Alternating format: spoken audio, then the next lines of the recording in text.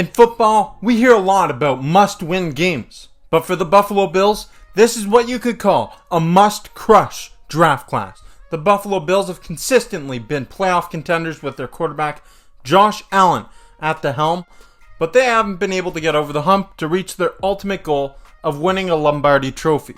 And this offseason, they've seen a number of notable players depart their squad to find new homes. Welcome back to the Bills Bunker. I'm Jake Varco, and the NFL Draft is less than a week away. I can't wait to hear. The Buffalo Bills are now on the clock. That's so exciting. It's going to be really interesting to see what the Buffalo Bills do with that first overall selection. Do they trade up? Do they trade down? Do they draft a receiver at 28? Do they go draft a different position? I'm not sure. I don't have that intel, but that remains to be seen. I'll be right here on the Bills Bunker breaking it down no matter what the team does. And if you haven't yet, I encourage you to click subscribe. Stay tuned for that content and more content coming your way. Let's talk, because this is a huge draft for the Bills. General Manager Brandon Beane has a lot of big decisions to make in the upcoming 2024 NFL Draft after several notable pieces departed his team in Buffalo. This could very well be the most important draft he's had as the GM of the Bills, and it's critical that he hits on a bunch of the 10 draft picks he holds this offseason. When you look at the Bills, obviously one guy stands out from the rest, and that's their franchise quarterback, Josh Allen, who will turn 28 years old in May, and let's be real here, he isn't getting any younger. The superstar quarterback is currently in the midst of his prime years, and Buffalo really needs to make the most of those years. If they're going to do that, this draft is critical. On the offensive side of the football, the Bills lost several key contributors this offseason, such as Stephon Diggs, who's traded to the Houston Texans after 4 productive seasons in Buffalo as the team's top receiver. They also lost Gabe Davis at the position as he joined the Jacksonville Jaguars, along with former Bills center Mitch Morse.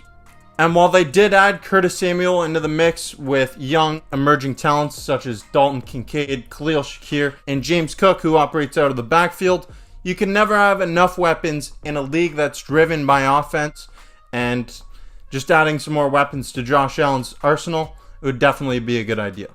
As it stands, I have a lot of belief in the guys that are on the Bills' offensive depth chart right now. Khalil Shakir, he had a real breakout season last year, and I'm expecting more from him next season. James Cook, he was actually one of the top running backs in the league last season, and he's only going to get better. Then you have, Dalton Kincaid. I mean, he's going to be a stud at the tight end position.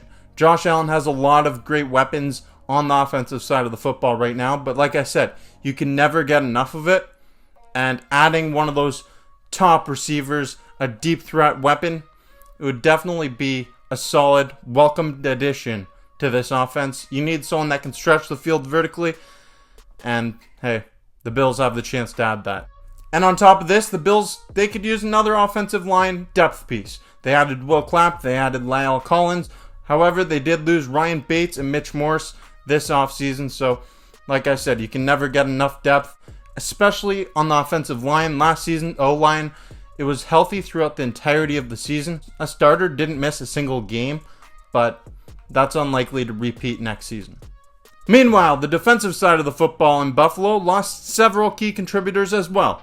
Tre'Davious White signed with the Los Angeles Rams. Jordan Poyer headed south to join the AFC East division rival Miami Dolphins, and it appears Poyer's longtime partner in crime, Micah Hyde, is likely to retire, although he is yet to confirm that. And that is just the secondary. I haven't even talked about other pieces on the defense, but I think the secondary is going to be fine. You have guys like Christian Benford. You acquired Rasul Douglas last season. You could still use some more pieces there. I'm not expecting the Bills to draft someone too early, but I think adding some more depth pieces there, it would be a good idea, because we've seen several players go down with injuries.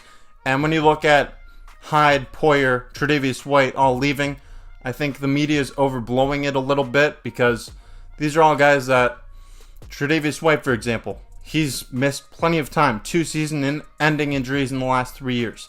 Micah Hyde, he's an aging veteran. He's missed some time over the past 2 seasons as well. Jordan Poyer, he's on the wrong side of 32. Then up front on the defensive line, the Bills lost Leonard Floyd to the San Francisco 49ers in free agency after he led the team in sacks during the 2023 season. However, the team did manage to re-sign AJ Epinesa and Daquan Jones up front on that D-line, but that D-line unit right now, it's still pretty suspect. Jones has definitely been a great piece for the Buffalo Bills at the defensive tackle position, but let's be real, he's aging at 32 years old and he's struggled to stay healthy over the last 2 seasons. And while Greg Rousseau is a solid contributor that's heading into his 4th NFL season, we have absolutely no idea what the production from Von Miller will be like next year. Is he going to be better? Is he going to be worse? We saw a big decline in production from him last year after coming back from that knee injury that he suffered in 2022. If he could just make some progress in his production next season, that would be great for the Bills. The Bills have some great pieces on that defense still. I mean, that linebacking core is going to be awesome when you have Terrell Bernard and you have Matt Milano returning from injury. They're both expected to come back this season. The secondary, like I said earlier, they lost a lot of those aging veterans, but they still do have a lot of guys that can produce. The defensive line, they could use some more depth. So I'm looking, if I'm the Bills general manager, which I'm not, but I'm going to play armchair GM for a second. If I'm in that position, I'm looking to add some depth pieces up front on the D-line and in the secondary. If there's a silver lining about the losses on the defensive side of the ball, it's the fact that most of the guys walking out the door are on their last legs in the National Football League, and they can definitely be replaced. It's also worth mentioning that Brandon Beane and Sean McDermott have done an awesome job of drafting and developing late-round picks, specifically on the defensive side of the ball. For example, Christian Benford was a 6th round pick in 2022, and he took over as the starter in 14 games last season after Trey White went down with injury. Dane Jackson was a 7th round pick in 2020, and he served in a prevalent role on the defense over the past few years before signing with the Carolina Panthers this offseason. And of course, star linebacker Matt Milano was picked by Buffalo in the 5th round of the 2017 NFL Draft, and although Brandon Beane himself didn't make this selection, the Bills have developed him and groomed him into the player that he is today, with Sean McDermott serving as their head coach. There's no doubt what the Bills are trying to do here. They're trying to get younger, and they're trying to keep that Super Bowl window open with Josh Allen under center as their superstar franchise quarterback for as long as possible. Now, if you want to do that, you need to hit on your draft, especially when you take into consideration the cap situation they just got themselves out of.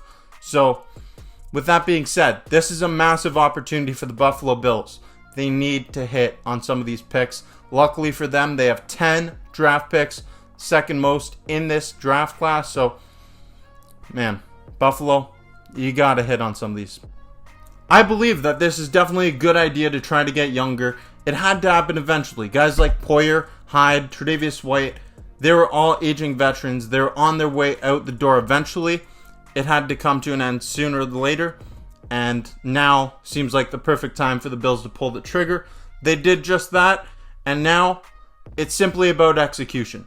If the Bills can execute this draft to perfection, or even just hit on some of these picks, they're going to help themselves keep that Super Bowl window open with Josh Allen in his prime years for as long as possible.